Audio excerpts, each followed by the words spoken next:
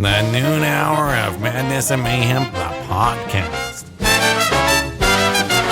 You know what sucks about doing this show solo is that it's basically just an extension of my show. At least when Victor is here or Maddie's here, I get to have some other voice on the air with me to talk about other things with. Well, I wanted to begin Peach's Pip Party with this. I still might talk about it, but I figured why not also, the very first time I hop on the air today, talk about the biggest news that I saw last night. Howard Stern. Now, it was reported by The Sun, not necessarily the best news source, but for some reason, Barstool Sports also said Howard Stern is done. His show is getting canceled.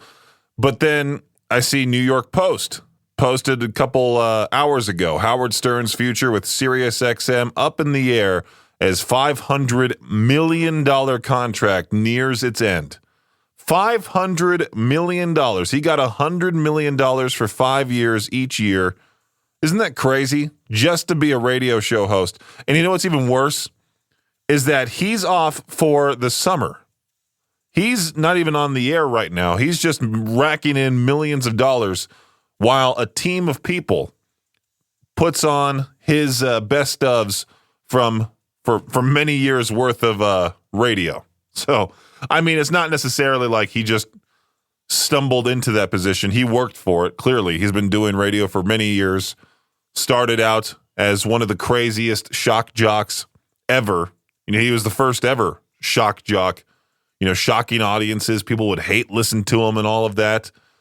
He is 71 now, and what the sources are saying to the Daily Mail is that he may do a 1 to 2 year contract if they can meet him where he wants financially. He doesn't want to pull the plug on his employees like that, is what he says. Now, his show now, I've argued with Victor back and forth, saying it's not the same whatsoever. He just does celebrity interviews. He doesn't really go at it the way that he used to. And he used to make fun of everything. But then he became also very political and very obviously one way. And once you start getting political on the air, I feel like, I don't know, people will just stop listening overall, to be quite honest with you. I myself avoid politics like the plague. I hate talking about them. I keep all of my views private, everything. So it's just, once he went off the rails and started like accusing people of not staying inside back in 2020, he's still doing that now. He does the show from his basement at his house in Florida, I think, because I don't think he lives in New York anymore. He just went to some place warmer, as everybody does once they get old.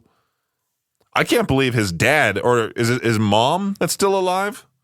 His dad lived to like the age of 98. One of his parents is still alive, which is wild to me. I wonder how they're doing. But, yeah, I mean, if he retires, one of the greatest careers, the greatest career in radio history, 100%. Another source said Howard Stern is even thinking about parting ways with SiriusXM. Stern stated the second iteration of the Howard Stern Show on SiriusXM in 2006 has remained it has remained a staple ever since. Yeah, he started in Sirius in 2006, gone almost 20 years on satellite radio, and he's almost done. But I wonder how many people are still listening to that show. I was looking at the comments. Everybody was saying the same thing I was. Like, he used to be great, now he sucks. Is that money still up for grabs? Am I able to take over that contract? Do the show from wherever I want, make that much money per year, take summers off, go vacation. Imagine that lifestyle. Oh, good for you. It's the noon hour of Madness and Mayhem, and what the heck is that title right there? I just read a Russian mommy blogger broke her spine while attempting the viral Nicki Minaj stiletto challenge that has taken TikTok by storm, apparently. I love when things take TikTok by storm, but I never see these viral videos popping up on my feed. For this one, I have. But the one that I talked about yesterday, about people taping watermelons to their vacuums for it to be pressured to the ground and have it do its job better, I haven't seen a single video like that. Just recording yourself vacuuming. This stiletto challenge, basically you have to do like, what kind of pose is this? You put like 1 foot on top of something small, You're wearing stiletto heels. You kind of look like a character out of Assassin's Creed, if that really paints the picture for it. If you haven't seen this type of thing, you maybe look like, for the older audience, something out of like the Karate Kid with Training with Mr. Miyagi, where you're doing this weird like crane pose on top of a tiny little thing. But basically what this woman did, she's an aspiring influencer. She only has a little over 1,200 followers on Instagram. I'm almost at more followers than her. So you basically hit this pose while the camera rotates around you. The Nicki Minaj song plays behind you. This lady's just broke her spine. Just completely shattered it. Did she end up posting it? I see screenshots, so I'm assuming she did. Unless, I don't know, she just submitted those photos. I couldn't imagine uploading the video of you breaking your own spine while attempting to do well, maybe she would. Now she has national attention. So what's her name? Let's look her up, because maybe I should fake an injury online for content creation just to see how many followers I can get. What's her name again? Is it something completely crazy? Mariana Bruthakra. Did I just cast a spell? Mariana Barutkina. Barutkina. Let's see if she even posted it. Oh, is her account taken down? Did I spell this correctly? Probably not. Mariana Barutkina. No, I spelled it correctly. I wonder if her account got taken down. It must have, but all of the screenshots of her, all the articles about her breaking her spine are literally everywhere. You attempt a challenge, you fail at it, you get blasted, all about it on national news.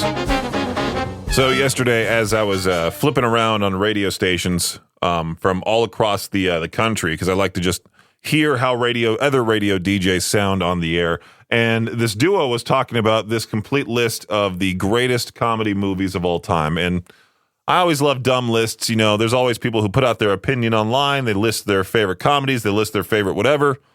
Sometimes it's bad. Sometimes it's pretty good. Most of the time, people will just disagree with you in the comment section because everything's subjective when it comes to this type of thing. But what is this? Time Out World put out the list of the top 50, top 100 greatest comedy movies of all time. I have never seen this classic from 1984, but I've been meaning to. It's on my list of movies that I'll possibly never get to. This is Spinal Tap. And number one, greatest comedy movie of all time for this guy. This is Spinal Tap. Number two, Airplane. I have seen that movie. It is a fantastic comedy. Way ahead of its time. Number three, Monty Python's Life of Brian. I don't care whatsoever about any Monty Python movie. I think they're awful. Annie Hall from 1977 at number four, a Woody Allen movie. I haven't even heard of that one. I guess I'll add that to the list. Groundhog Day, number five. The Jerk with Steve Martin at number six. I've seen bits and pieces here and there about The Jerk, and I think it looks like a fantastic movie. Would love to watch it. So Team America World Police, number eight. I skipped seven with Nail and I from 1987. Maybe I should post this on our K-Bear group and also ask later on today for To Peach Their Own, what would you consider is the greatest comedy movie of all time? Wrapping up the noon hour of Madness and Mayhem, I am Peaches, and this is one of those things, again, where I wish I could have just talked about it on my show, but I had to bring it to this program to discuss on here. Maybe I will talk about, I don't know, some of the same stuff. I don't necessarily want you to tune in here, hear the same stuff later on this afternoon. Add this, though, to the list of things you didn't expect to see online this week. You know, Attila frontman Chris Fronzak, the Fronz, he's beefing with MrBeast on social media over his newly announced Team Water campaign. MrBeast, whose real name, of course, Jimmy Donaldson. He's the most subscribed to guy ever. 419 million people are subscribed to his YouTube channel. He's also the creator of the show Beast Games, all of that. So earlier this month, MrBeast and also fellow YouTuber Mark Rober announced a new campaign called Team Water in collaboration with WaterAid. The proposal aims to raise $40 million to provide quality water access to 2 million people in need for several decades. So Fronz calls out MrBeast's campaign in a social media post yesterday, alleging that the idea already failed.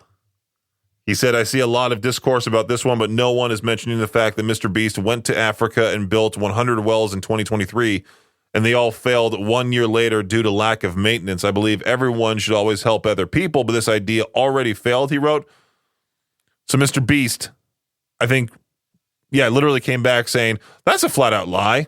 We recently had the 100 wells audited because of these false rumors, which erodes trust in philanthropic efforts and is not cool, and the wells are working. I feel like the Fronz is just desperate for attention. I shouldn't say that because maybe he's tuning in or somebody's going to report it to him. Next thing you know, he's going to start screaming at me online.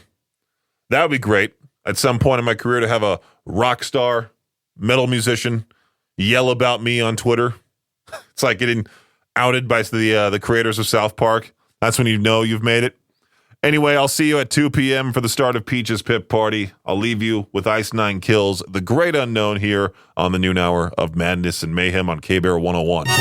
The noon hour of Madness and Mayhem is a production of Riverbend Media Group. For more information or to contact the show, visit riverbendmediagroup.com.